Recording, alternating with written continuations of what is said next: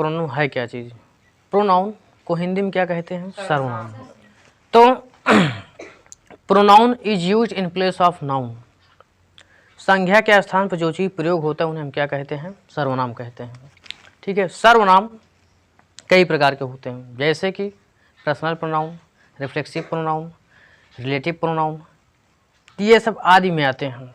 इस प्रोनाउन को हम समझाना, अब आज हम समझाएंगे आपको इंडिफिनिट प्रोनाउन तो समझा ही दिए हैं, अब बारी आती है इंट्रोगेटिव प्रोनाउन के बारे में। तो इंट्रोगेटिव प्रोनाउन हम यहाँ से शुरू करते हैं, और जो लोग लिखना चाहते हैं लिख सकते हैं। इंट्रोगेटिव प्रोनाउन, ये चीज़ लिखवाए थे ना प्रकार में, नहीं लिखवाए थे, इसको लिखूँ, डिफिनेशन लिखूँ, ये सब पूरा दिख रहा है ना, definition. The pronoun which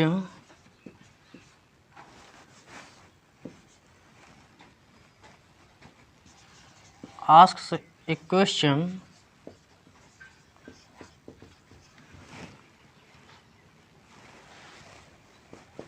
is called interrogative pronoun. Interrogative pronoun.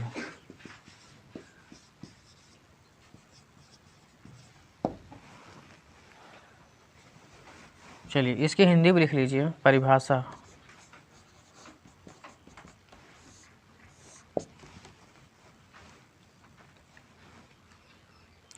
वे सर्वनाम जो किसी से प्रश्न पूछता है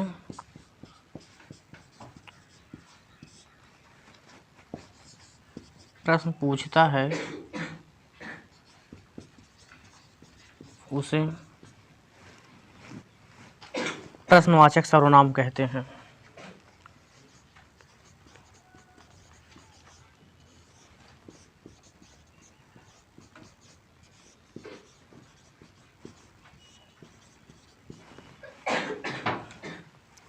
जैसे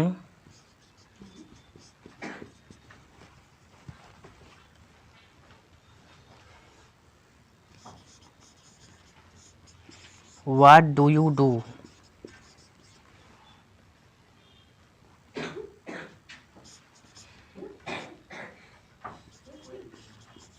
How are you at this time?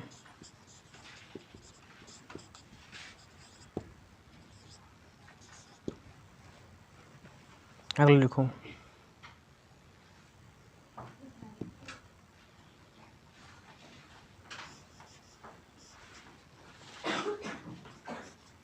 Which pen do you like?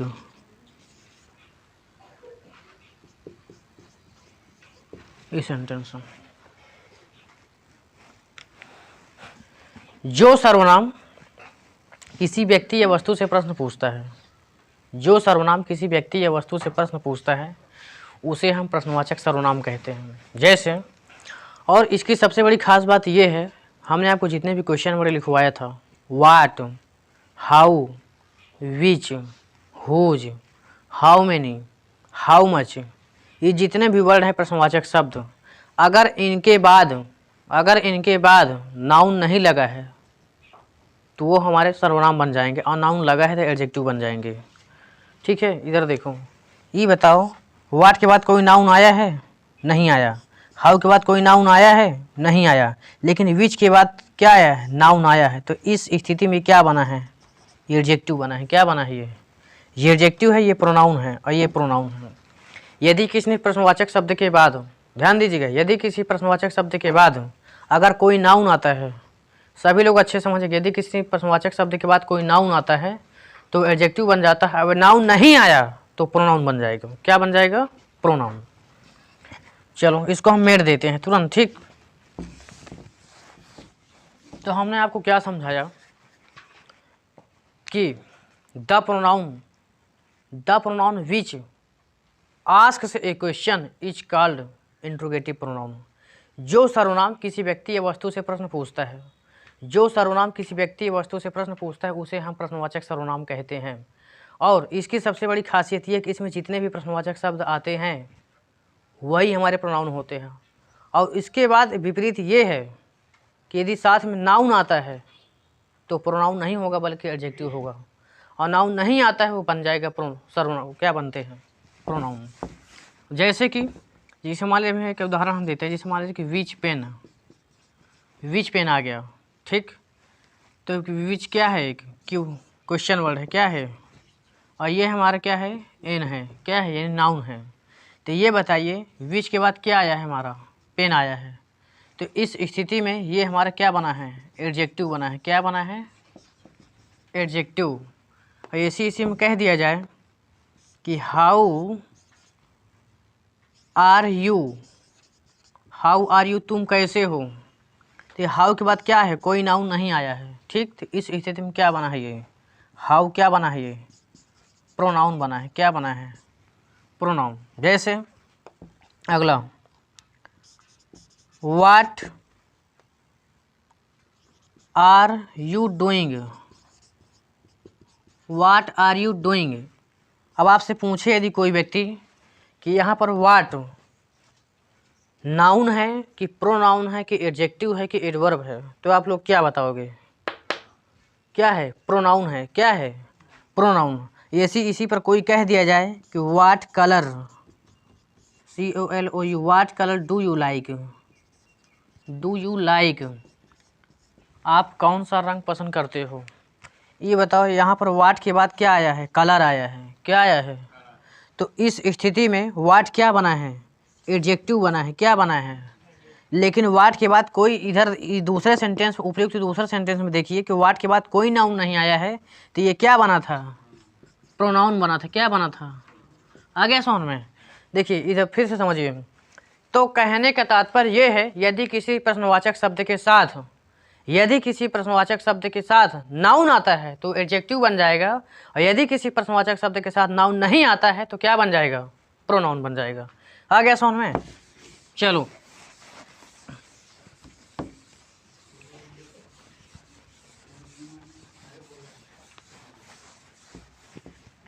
वैसे अगला एग्जाम्पल, जैसे हु आर यू, तुम कौन हो, ठीक। ये बताइए ये क्या है? क्वेश्चन वर्ड है। क्या है ये? ये क्या है? हमारा हेल्पिंग वर्ब है। क्या है ये? ये हेल्पिंग वर्ब है। और ये क्या है? हमारा प्रोनाउन है। क्या है? ये प्रोनाउन है ना, सब समझिएगा अच्छे से। ये क्या है? हमारा हेल्पिंग वर्ब है। ये क्या है? हमारा क्वेश्चन वर्ड। और ये क्या है? हमारा प्रोनाउन। अब देखिए यहाँ पर डबल प्रोनाउन है। एक तो क्या है? हु भी प्रोनाउन है। क्या है? एक हु भी प्रोनाउन है, और एक क्या है? एक यू भी प्रोनाउन है। अब आपसे यदि कोई व्यक्ति पूछे कि यू कौन सा प्रोनाउन है, तो क्या बताओगे? पर्सनल प्रोनाउन है। कौन सा प्रोनाउन है? और कौन सा पर्सन है? Second person. कौन सा पर्सन है? तो यू, देखो डबल प्रोनाउन आया कि नहीं आया? एक यू क्या बन गया? प्रोनाउन। और कौन सा प्रोनाउन है? Personal pronoun. कौन सा पर्सन है? Second person. अब हु क्या है? प्रोनाउन है। क्या है? कैसे प्रोनाउन है? क्योंकि इसके बाद कोई नाउन नहीं आया है। यदि साथ में नाउन लेके आ गया तो क्या बन जाएगा? एडजेक्टिव बन जाएगा। आ गया समझ में? जैसे अगला देखो, how many, how many, many trees have you, तुम्हारे पास कितने वृक्ष हैं? इधर देखो। अब बताओ हाउ मेनी, हाउ मेनी क्या है? एक प्रश्नवाचक शब्द है। क्या है? क्वेश्चन वर्ड है। क्या है? ये क्वेश्चन वर्ड है ना। अब इसके साथ क्या आया है? हमारा ट्री। ट्री क्या है? हमारा नाउन है। तो इस केसेस में ये हाउ मेनी क्या बना है? क्या बना है? ये एडजेक्टिव बना है ना। अब बताओ यू क्या बना है? प्रोनाउन बना है। क्या बन गया है? आ गया समझ में? और हैव क्या है? हेल्पिंग वर्ब है। क्या है? हैव हेल्पिंग वर्ब है। हाउ मेनी क्या बन गया?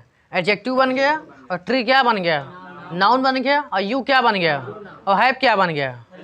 तो सुनो, एक सेंटेंस में कई चीज़ें आ सकती हैं, एक सेंटेंस में कई चीज़ें आ सकती हैं, इसीलिए आप सेंटेंसों को ध्यान से पढ़िए, तभी आपका बैकग्राउंड क्लियर होगा। आगे देखिए, जैसे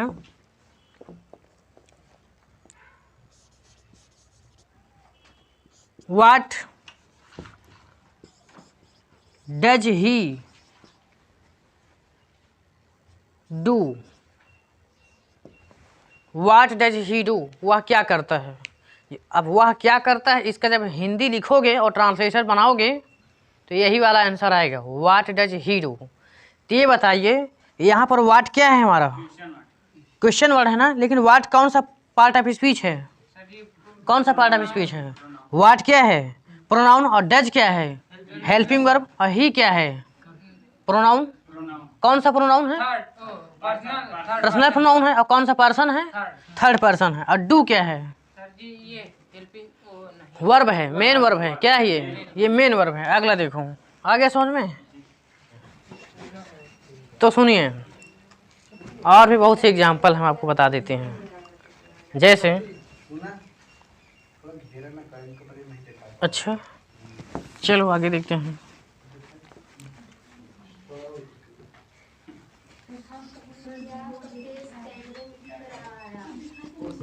When will come,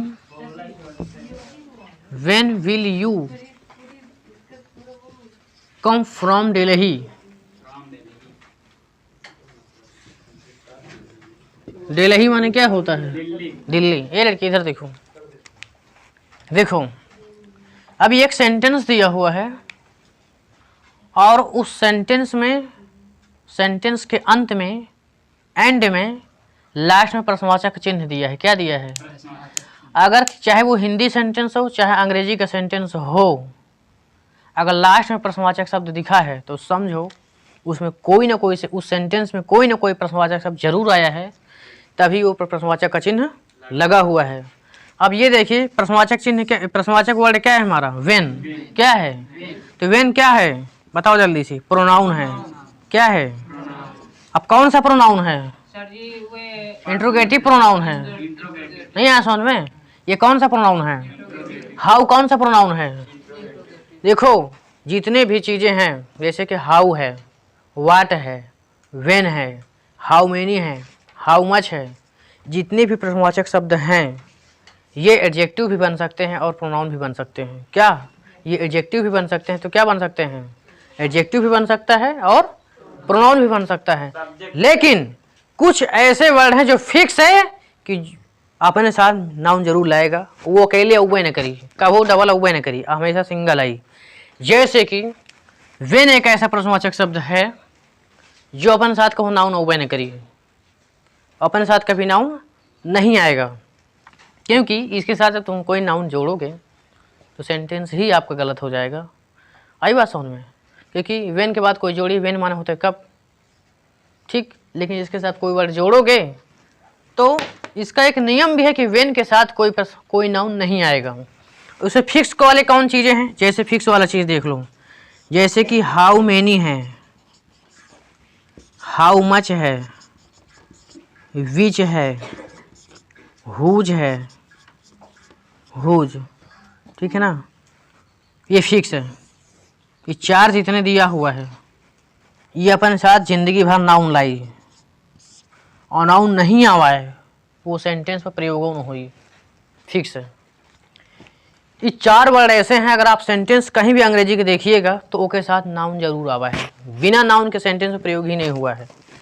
तो ये चारों के दिमाग में आप रख लीजिएगा, ये चारों जहां आपको दिखेंगे अपने साथ कोई ना कोई नाउन जरूर लाएगा, और बिना नाउन को वो सेंटेंस वाक्य में प्रयोग होगा भी नहीं, और हो गया तो गलत भी है, ये भी बात है। तो आप लोग याद रखना, हम आपसे पूछेंगे ऐसे कौन से प्रश्नवाचक शब्द है जो अपने साथ नाउन लाते हैं, तो क्या बताओगे, हाउ मेनी है, हाउ मच है, विच है, हुज है।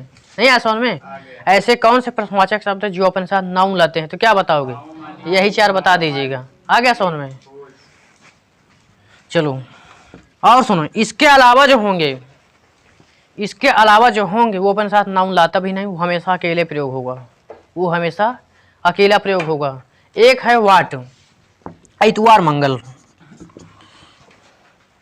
वाट कहो जल्दी लावत नहीं है सेंटेंस में, लेकिन कहीं कहीं लग जाता है। जैसे हमने बोला था sentence what colour do you like, दिया था ना example, what colour do you like, तो एहू है लेकिन इतवार मंगल है, यानी कहो कहो सेंटेंस में लग जाता है तो एहू के साथ इतवार मंगल नाउन आ जाते, नहीं आया समझ में।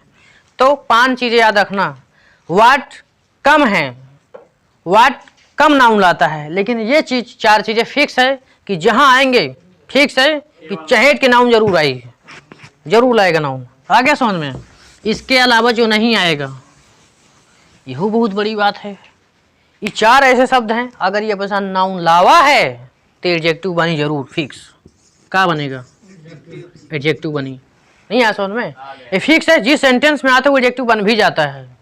ये 4 चीजें, how many, how much, which, whose और कभी कभी व्हाट, अगर ये अपने साथ नाउन लाते हैं तो फिक्स है, क्या बनेगा? एडजेक्टिव बनेगा। एडजेक्टिव के सिवा और कोई पार्ट ऑफ स्पीच नहीं बनेगा। नहीं आ समझ में। तो ये आपको ये चैप्टर समझ में आ गया होगा। अब नेक्स्ट चैप्टर हम आपको समझाते हैं। चलो चलो अगला लिखो।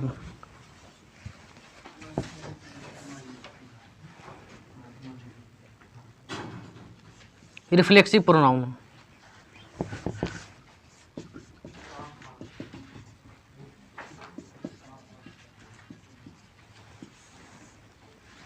निजवाचक सर्वनाम, इसको हिंदी में कहते हैं निज वाचक सर्वनाम। निजवाचक सर्वनाम, चलो इसको समझा देते हैं। निजवाचक सर्वनाम ऐसे समझ लीजिए, देखो समझो, डेफिनेशन बाद में लिखाएंगे, फिर इसका रिहर्सल ऐसे हम बता देते हैं। देखो रिफ्लेक्सिव की स्पेलिंग भी याद रख लेना, REFLEXIVE, reflexive PRONOUN। Reflexive pronoun की पूरी हिंदी हो जाएगी, क्या हो जाएगी? निजवाचक सर्वनाम। और निज माने क्या होते? निजी, जो खुद के होए, अपना होए, दूसरे का ना हो। तो जो चीज़ निजी हो जाता है वो व्यक्ति को उसी चीज़ हो जाता है। जैसे हमने कही ये हमारे खुद के मार्कर है, ये निजी हमारा मार्कर है, ये हमारा मकान निजी मकान है। तो ये चीज़ें क्या दर्शाता है कि कोई चीज़ खुद का अपना है, कोई चीज़ खुद का अपना है। आई बात समझ में। और इसकी पहचान क्या है? इसमें सेल्फ जुड़ता है। क्या जुड़ता है? सेल्फ। नहीं आया समझ में। यह सेल्फ SELF प्लूरल आए और ये सिंगुलर आए, और ये क्या बन गया? ये सिंगुलर बन जाता है। क्या बन जाता है? ध्यान दीजिएगा। अब एक हिंदी क्या हो जाती है? खुद या स्वयं या अपना। कौन अपना? अपना वाला अपना, ठीक, निजी वाला। आई बात समझ में। तो जहाँ पर अब इसकी पहचान यहीं से है, जहाँ पर आपको सेल्फ दिख जाए। क्या दिख जाए? तो सेल्फ मिल जाए तो कौन सा प्रोनाउन बन जाएगा? रिफ्लेक्सिव प्रोनाउन बन जाएगा। अब रिफ्लेक्सिव प्रोनाउन की पहचान कैसे होती है? वो जैसे कि आता है, सुनो, वो आएगा, देखिए, जैसे कि ही माने क्या होता है? वह। सी माने क्या होता है? इट माने क्या होता है? दे माने क्या होता है? वी माने क्या होता है? यू माने क्या होता है? और क्या बचा? I, he she it, I you we they. ठीक, इधर देखो, इधर देखो, यही चीज ये सब्जेक्ट है। क्या है ये? जब ऑब्जेक्ट बनेगा तो इसका रूप हिम हो जाएगा। क्या बन जाएगा? जब सुनो, ये क्या है हमारा? ये सब्जेक्ट है। ये क्या है हमारा? इसको पर्सनल प्रोनाउन कहा गया है। क्या कहा गया है? ये पर्सनल प्रोनाउन है। क्या है ये पर्सनल प्रोनाउन है। इसका ऑब्जेक्टिव केस हम बनाने जा रहे हैं। सी के क्या हो जाएगा? हर। सबको पता है ना। इट के क्या हो जाएगा? ईटे होगा। देखिए क्या होगा? देम। क्या हो जाएगा? देम हो जाएगा। वी के क्या हो जाएगा? अस हो जाएगा। क्या हो जाएगा? अस। यू के क्या होता है? यू रहे। आई के क्या हो जाएगा? मी। क्या हो जाएगा? मी। कोई छूटा तो नहीं छूटा। चलो, ये ऑब्जेक्ट बन गया। क्या बन गया? इसका हम रिफ्लेक्सिव प्रोनाउन बनाने जा रहे हैं। क्या बनाने जा रहे हैं?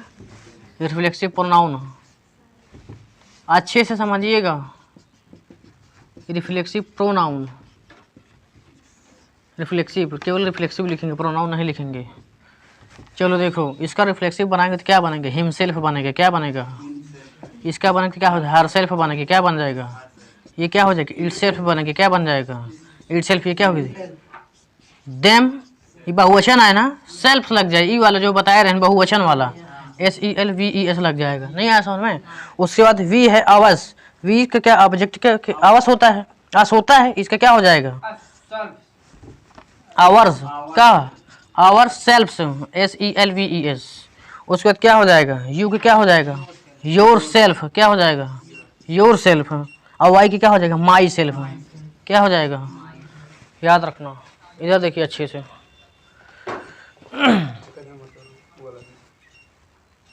चलो इधर देखो, ही अच्छे समझिएगा सभी लोग, बहुत गजब का चैप्टर चल रहा है, समझ लोगे तो बहुत बढ़िया काम देगा। ये बताओ, ही क्या है, प्रोनाउन है, सी क्या है, इट क्या है, दे क्या है, वी क्या है, यू क्या है, आई क्या है, ये पूरा प्रोनाउन वाली कैटेगरी, कौन कैटेगरी आई है, क्या है ये सब्जेक्टिव केस है, क्या है ये, ध्यान देना, यही सब्जेक्ट क्या करता है, प्रोनाउन का काम करता है। ये सब्जेक्ट किसका काम करता है, प्रोनाउन, यही प्रोनाउन किसका काम करता है, सब्जेक्ट का। नहीं ऐसा नहीं, उल्टा सीधा दोनों चलेंगे। ये क्या है, पर्सनल प्रोनाउन है, क्या है ये पर्सनल प्रोनाउन, क्या काम करता है, सब्जेक्ट का काम करता है, क्या काम करता है। और यही पर्सनल प्रोनाउन ऑब्जेक्टिव केस का काम करता है, किसका काम करता है, ऑब्जेक्टिव, ऑब्जेक्ट के रूप में बनता ही नहीं बनता है सेंटेंस में। और यही ऑब्जेक्ट ऑब्जेक्ट में बन जाता है, उसके बाद एक रिफ्लेक्स आता है, क्या आता है, जो निजी स्वयं बताता है, खुद बताता है, उसमें सेल्फ जुड़ जाता है, क्या जुड़ जाता है। जैसे कि हिम का रिफ्लेक्सिव क्या होगा, हिम सेल्फ, हर का रिफ्लेक्सिव क्या होगा, हर सेल्फ, इट का रिफ्लेक्सिव क्या होगा, इट सेल्फ, देम का रिफ्लेक्सिव क्या होगा, अस का रिफ्लेक्सिव क्या होगा, यू का रिफ्लेक्सिव क्या होगा, मी का रिफ्लेक्सिव क्या होगा, माई सेल्फ। ये क्या है, हमारा सब सेल्फ वाले परिवार हैं। कौन वाले परिवार हैं, ये सेल्फ का परिवार है, ये ऑब्जेक्टिव का परिवार है, और ये सब्जेक्टिव का परिवार है। क्या हो गया, सब्जेक्टिव माने क्या होता है, सब्जेक्टिव केस, ध्यान में सब केस लगा दो, केस, केस, केस, केस माने कारक, क्या हो गया, तो subjective case, objective case, reflexive case, जिसको हिंदी में कहते हैं कर्ता कारक, कर्म कारक, निजी कारक। क्या हो जाएगा, कर्ता कारक, कर्म कारक, निजी कारक। आ गया समझ में। तीनों को जो है आप लोग अच्छे से ध्यान से देख लीजिए इसको। तो क्या चल रहा था, रिफ्लेक्सिव प्रोनाउन। इधर देखो फिर से, लिखेंगे नहीं, सुनो। तो रिफ्लेक्सिव का मतलब क्या होता है, निजी, और प्रोनाउन माने क्या होता है, सर्वनाम। तो दोनों को जोड़ देंगे तो क्या बन जाएगा, निजी वाचक सर्वनाम। एक यही कि भाई एक और है, ओके नाम का है, इम्फेटिक, क्या बन जाता है, इम्फेटिक प्रोनाउन। बिल्कुल सेम है कि भाई ना आए, बहनी ना हो, भाई आए, कौन आए, लेकिन एक ही मतलब क्या होता है, जोरदार, क्या होता है, जोरदार वाचक सर्वनाम। नामों जब है जोरदार, इसको जब पढ़ाता था जोरदार, क्या बहुत जोरदार है बहुत जोरदार है। चलो इधर देखो, जो सुनो, ये दोनों में अंतर का है, ये जान लो। क्योंकि जब यहू वही आए, यहू वही आए, यहू में सेल्फ लागत, ओहू में सेल्फ लागत है, यहू में बहुवचन है, यहू में सिंगुलर है, ओहू में बहुवचन, ओहू में सिंगुलर है, तो अंतर का है, ये अंतर जान लो। सुनो, अंतर ये है कि सबसे बड़ी खास ये है कि reflexive pronoun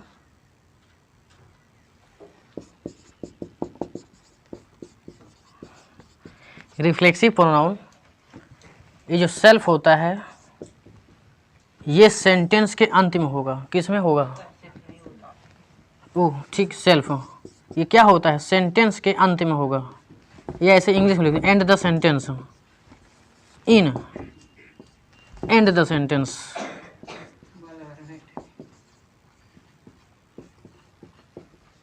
in and the sentence. और क्या होता है, एक क्या है, एम्फैटिक,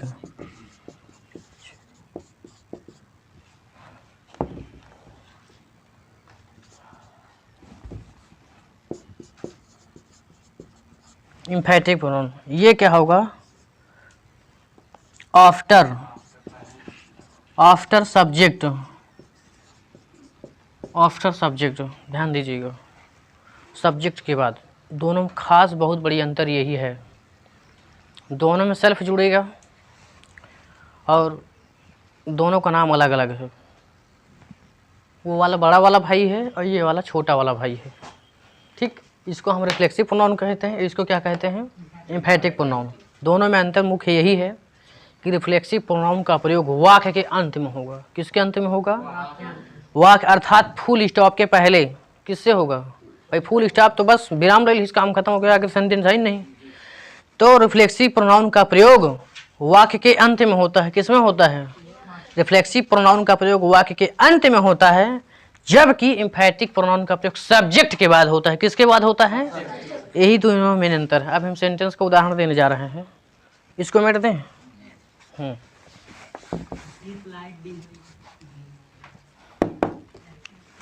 जैसे इधर देखो, ये सर राधा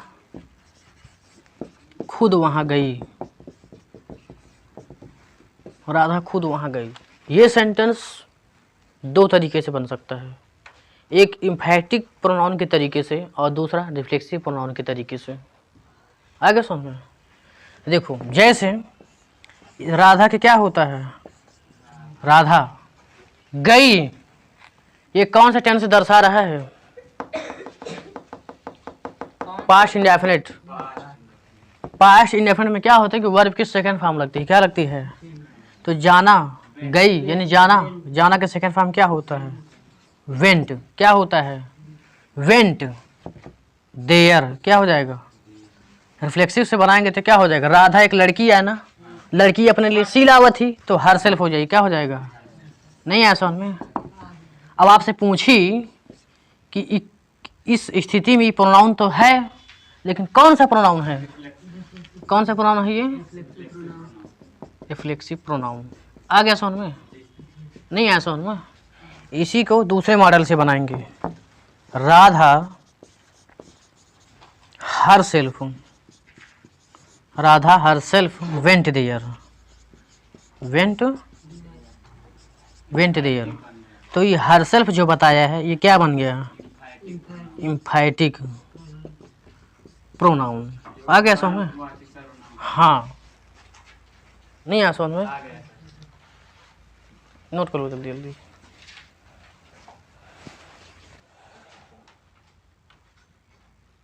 चलो मैं अगला एग्जाम्पल देखते हैं, ठीक है। जैसे मान लीजिए उसने स्वयं को बेवकूफ़ बनाया।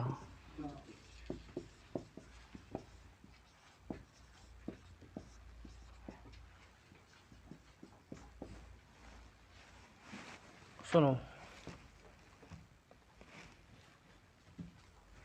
बेवकूफ़ बनाया, तो क्या बनाओगे इसका? ही हिमसेल्फ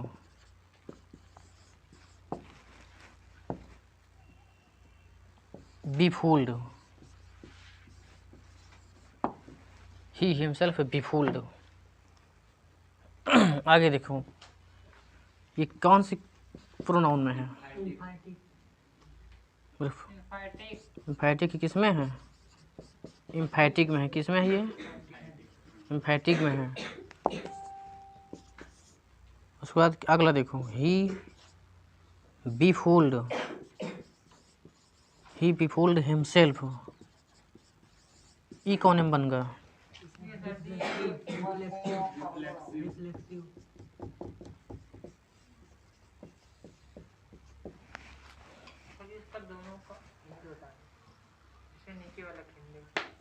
दोनों वही हुआ, दोनों को हिंदी वही होगा। उसका जोरदार वाचक सर्वनाम, इसका वो निजवाचक सर्वनाम, वाचक हिंदी जोरदार वाचक।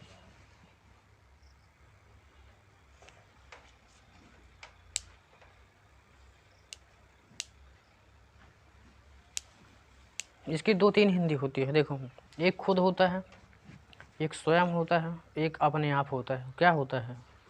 जैसे उसने अपने आप काम कर लिया तो अपने आप यानी खुद कई लिहिस, स्वयं कई लिहिस।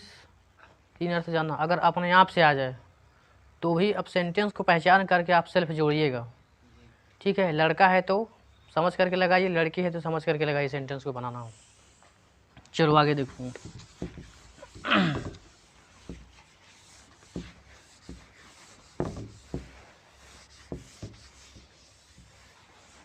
अगला लिखो। गोविंद गोविंद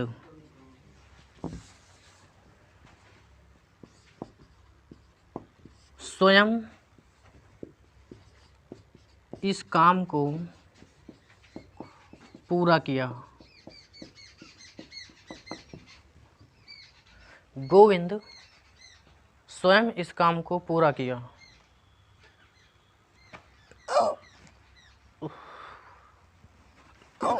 चलो इधर देखो, इधर देखो। गोविंद, तो गोविंद के क्या हो जाएगा? गोविंद को गोविंद उतार देंगे। उसके बाद क्या? पूरा किया, कंप्लीट। कंप्लीट माने क्या होता है? पूरा करना। अब ये कौन से टेंस में है? Past indefinite. तो पास्ट इंडेफिनिट का सेकंड फॉर्म कंप्लीटेड हो जाएगी। क्या हो जाएगा? Completed this work. This work स्वयं का लास्ट में चला जाएगा। क्या हो जाएगा? हिमसेल्फ हो जाएगा। क्या हो जाएगा? हिमसेल्फ। आ गया समझ में? इसी को आप इम्फैक्टिक से भी बना सकते हो। वो क्या दर्शा रहा है कि कौन सा प्रोनाउन है? रिफ्लेक्सिव है। इम्फैक्टिव तो बना लोगे ना, एक के बाद लगा देना, उधर फिर हिमसेल्फ हटा देना। वही बना रहे हैं। बस बना लो। अगला लिखो। हम खुद वहाँ जाएंगे। हम खुद वहाँ जाएंगे। हम खुद वहाँ जाएंगे तो कर्ता क्या हो जाएगा? We shall go there. उसको क्या हो जाएगा? आवर सेल्फ्स। ई वाला सेल्फ से जुड़ेगा, बहुवचन वाला। आ गया समझ में? समझ लीजिए अच्छे से मैं और हम में अंतर क्या है। पहली बात ये जानो कि आई और वी ये दोनों फर्स्ट पर्सन है। क्या है ये? फर्स्ट पर्सन के पर्सनल प्रोनाउन है। ये फर्स्ट पर्सन के पर्सनल प्रोनाउन है। और आई और वी में ये अंतर जान लीजिए। आई का मतलब मैं होता है, वी का मतलब हम होता है। आई अकेले के लिए होता है। क्या होता है? जब कोई व्यक्ति अकेला अपने लिए बोले तो मैं बोलता है। क्या बोलता है? और हम तब बोलता है जब सब लोग इधर हों, कोई हम सब लोग चलेंगे यार उसको मारने। ठीक, तो हम तब होता है जब ढेर सारे लोग हों। ढेर सारे लोग में वो अपने बात बता रहा हो। इसे मान लीजिए आप हमारे पीछे हैं, सब लोग खड़े हुए हो, ठीक, उनमें से कोई एक अगुआ व्यक्ति बोल रहा है कोई बात, तो वो हम लगा के बोल रहा है। क्या बोल रहा है? कि हम चलेंगे, सब हम लोग चलेंगे वहाँ, हम लोग चलेंगे वहाँ। तो हम तो जाएंगे लेकिन साथ में जितने और पीछे हैं वो भी जाएंगे। आ गया समझ में? तो आई केवल अकेला के लिए होता है और वी बहुवचन के लिए होता है। किसके लिए होता है? नहीं आया समझ में? तो आई खुद के लिए होता है और वी किसके लिए होता है? सबके लिए होता है। आ गया समझ में? चलो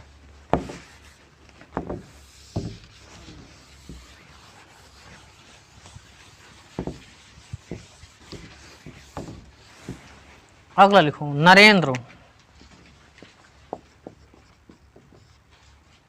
दिवाकर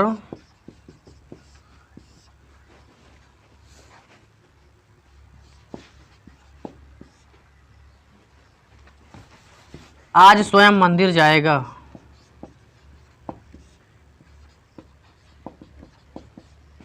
मंदिर जाएगा। बन गया। नहीं एक और जोड़ देते। आज नरेंद्र दिवाकर आज स्वयं अपनी पत्नी के साथ मंदिर जाएगा। चलो लेकिन वो अकेले चला गया। चलो आगे देखते हैं। देखो सबसे पहले क्या करेंगे हम आपके पहले अभी 2-3 महीने पहले, क्या 1 महीने पहले जब आए थे पढ़ाने के लिए, तो हमें एक बात बोल दिए थे। क्या बोले थे? कि अगर अंग्रेजी का कोई भी सेंटेंस बनाना हो, अंग्रेजी के कोई भी सेंटेंस बनाना हो, पीछे से आगे। ठीक है ना, हाँ, अंग्रेजी का कोई भी सेंटेंस बनाना हो तो कर्ता लगाने के बाद अनुवाद हमेशा पीछे से आगे की ओर आएगा, पीछे से आगे की ओर बनता हुआ चला आएगा। कोई भी सेंटेंस है कर्ता लगाने के बाद, अब कर्ता तो लगा दिए हो लेकिन उसके साथ हेल्पिंग वर्ब तो आई, हेल्पिंग वर्ब आएगा, मेन वर्ब आएगा, और मेन वर्ब अंतिम से शुरू होता है, लेकिन कर्ता के बाद हेल्पिंग वर्ब ओबे करेगा ना। नहीं है, किसी किसी में हेल्पिंग वर्ब नहीं लगती, डायरेक्ट वर्ब से शुरू हो जाता है, कर्ता लगाने के बाद वर्ब से शुरू हो जाता है। जैसे कि प्रेजेंट इंडेफिनिट का अफर्मेटिव वो सेंटेंस क्या बनता है,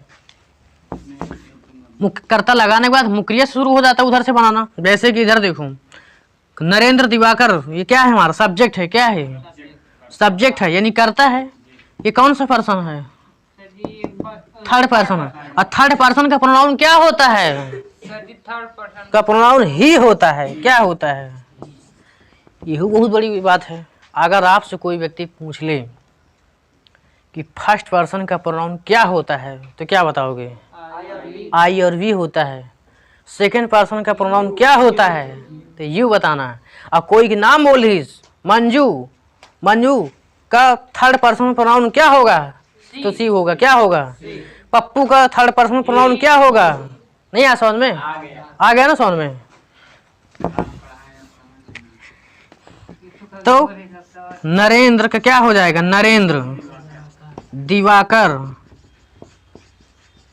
अब देखो मंदिर जाएगा, ये सेंटेंस फ्यूचर इंडेफिनिट है, क्या है, फ्यूचर इंडेफिनिट के सहायक क्रिया विल या शैल होती है, वर्ब की फर्स्ट फॉर्म होती है, तो उसके बाद क्या आएगा, विल, क्या आएगा, विल। उसके बाद गो टू टेम्पल, ठीक, टेम्पल टुडे, टुडे हिमसेल्फ, आ गया समझ में। अब देखो अगर सेंटेंस में हेल्पिंग वर्ब आ जाए और उस सेंटेंस को हमें एम्फैटिक बनाना हो, अगर सेंटेंस में हेल्पिंग वर्ब आ जाए और उस सेंटेंस को हमको एम्फैटिक बनाना हो तो कैसे करेंगे। सुनो, सबसे पहले क्या लगाएंगे, कर्ता, क्या लगाएंगे, कर्ता। उसके बाद क्या हो जाएगा, दिवाकर, दिवाकर लिख देंगे, हाँ। और उसके बाद सुनो, एक के बाद आई एम्फैटिक, क्या हो जाएगा, हिमसेल्फ हो जाएगा, क्या हो जाएगा, हाँ, हिमसेल्फ विल, क्या हो जाएगा, विल। उसके बाद क्या हो जाएगा, गो टू टेम्पल, क्या हो जाएगा, गो टू टेम्पल। और क्या बचा है, टुडे, लास्ट यही है, नोट कर लो जल्दी से। पहले लगा देना एम्फैटिक बनाना, कर्ता के बाद हम क्या आएगा, एम्फैटिक आएगा, फिर उसके बाद क्या आएगा, सहायक क्रिया आ जाएगी। आ गया समझ में, नोट कर लो जल्दी से।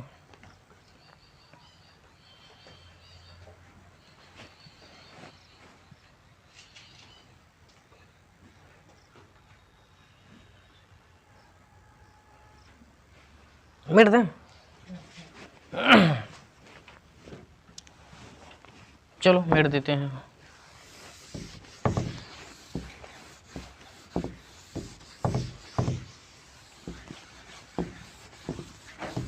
तो सुनो, इस सेंटेंस को हम रिकॉल कर दे रहे हैं। रिकॉल का मतलब क्या होता है, रिवाइज। रिवाइज माने क्या होता है, दोहराना, ठीक। देखो कुछ चीज़ें ऐसे हैं, जैसे कि मान लीजिए कि अगर री लग जाए थे तो ओके मतलब पता है क्या होता है, दोहराना। क्या होता है, दोहराना। री लग जाने से उसकी हिंदी बदल जाती है, याद रखना। री लग जाने से उसकी हिंदी क्या हो जाती है, बदल जाती है, और उसकी हिंदी एक हो जाती है, दोहराना, ठीक। वही चीज़ बार बार हो जाना। जैसे मान लीजिए किसी को आपने कॉल किया, दोबारा करे कहो तो री कॉल कर दो, क्या हो जाएगा, नहीं आया समझ में। किसी को आपने मैसेज भेजा, सेंड किया, दोबारा भेजेगा तो री सेंड कर दो, क्या हो गया, नहीं आया समझ में।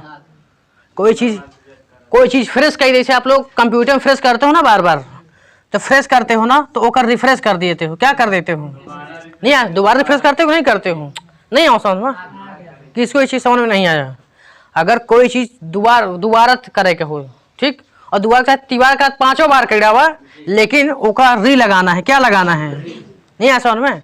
री लगा करके आप लोग अंग्रेजी बोल सकते हो, नहीं आया समझ में। इसे आपको कोई चीज़ खेल रहे हो, खेल के बंद कर दियो, अब फिर दोबारा खेले चाहते हैं तो रिप्ले कर दो, क्या कर देना है। नहीं आया समझ में, ले लेता है अंपायर। नहीं समझ में आया, नहीं आया समझ में, आ गया समझ में ना। ये वाले सभी सब जगह देखे हुए लग रहे हैं, लेकिन समझ रहे हैं बस इसका मतलब ऐसे मान लीजिए रिवाइज होता है ना, रिवाइज का मतलब क्या होता है, दोहराना। ये तो खुद ही दोहराना होता है, लेकिन ये चीज़ याद रखना, रिवाइज जितने री वाले हैं, ठीक, अगर उसमें बहुत बड़ी खास बात हम बताने जा रहे हैं, क्या बात है, रिवाइज जितने भी री वाले भाई हैं, कौन वाले भाई, री माने क्या होता है, दोहराना, या बार बार, क्या होता है, बार बार।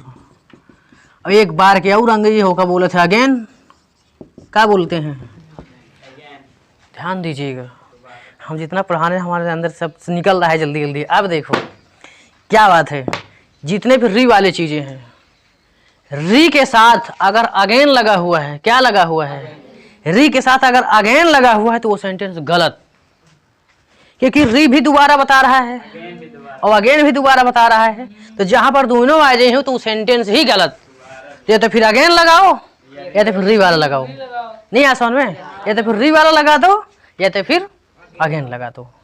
दोनों लग जाए तो सेंटेंस गलत हो जाएगा। क्या हो जाएगा, जैसे मान लीजिए हम एक सेंटेंस दे रहे हैं, ये आपका एसएससी लेवल के बहुत बेहतर सेंटेंस है, ये समझ लीजिए बहुत गजब का है, सबसे बिल्कुल मुख्य यहीं से है, इतना गजब के यहाँ से प्रश्न उठाता है कि क्या बताएं हम।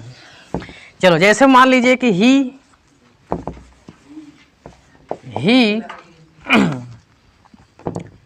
मान लीजिए कि रिप्ले अगेन कर दिया, रिप्ले, उसने दोबारा खेला, ठीक। अब रिप्ले का मतलब है होते दोबारा खेलना, और फिर दोबारा लगाए दी नहीं ऐसा ना, तो सेंटेंस क्या हो गया, रॉन्ग हो गया। क्या हो गया, अब सही क्या हो चाहिए, अगेन हट जाए चाहिए, अगेन हटना चाहिए, यही का हटा दिया तो वर्ब चली गई। तो सोच समझ करके भी हटाना है कि हमको क्या हटाना है, नहीं मेन चीज हटाए दे तो और गलत। नहीं समझ में आया, नहीं जैसे हमने क्या बताया, अगर दोनों आ जाएं तो मुख्य क्रिया वाली रह देना है, उसको रख ही देना है, उसको नहीं हटाना है, अगेन हटा देना है। क्या कर देना है, नहीं आ समझ में, अगेन हटा देना है, सेंटेंस करेक्ट हो जाएगा। नहीं आ समझ में, जैसे एक सेंटेंस दे रहे हैं, जैसे उसने मेरे पास पुनः मैसेज भेजा, पुनः संदेश भेजा।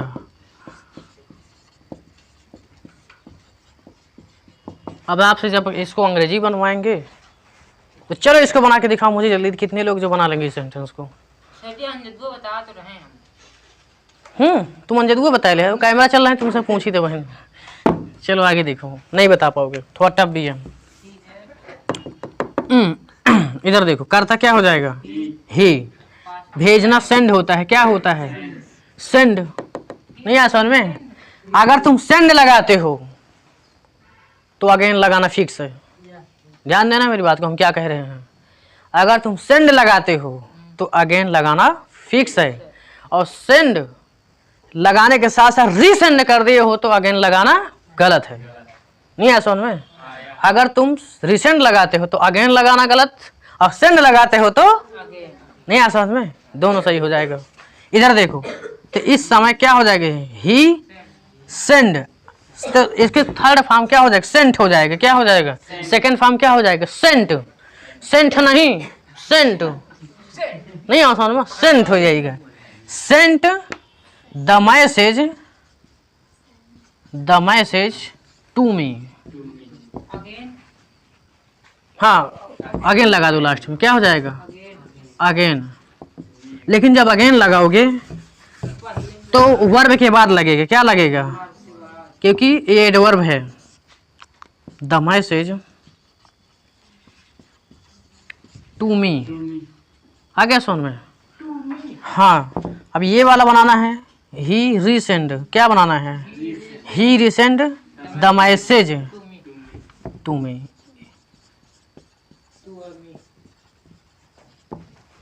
तो ये सेंटेंस किसको समझ में नहीं आया है?